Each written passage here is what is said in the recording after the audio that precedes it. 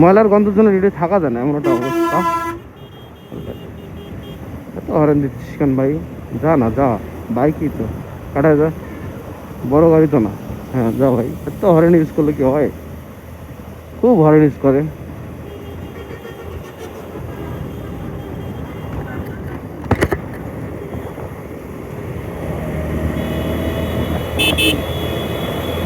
এত ধুলা, মানে কুয়াশার মতো সেম অবস্থা, ধুলা দিয়ে অবস্থা হয়েছে। মনে হচ্ছে, মনে হচ্ছে যেন কুয়াশা পড়তেছে, কিন্তু না, এটা ধুলা, এটা ধুলা। এটাই গাবতলী, এর প্রধান বৈশিষ্ট্য এই ধুলা।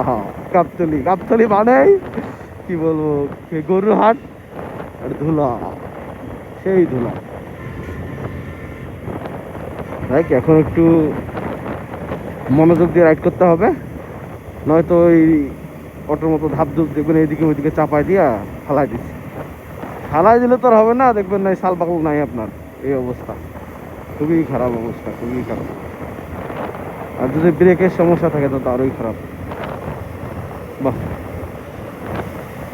পরিবেশটা ভালো লাগতেছে এখন, ঠান্ডা ঠান্ডা হাওয়া আসতেছে। রাইট, ইনশাল্লাহ আমরা এখন গাবতলীতে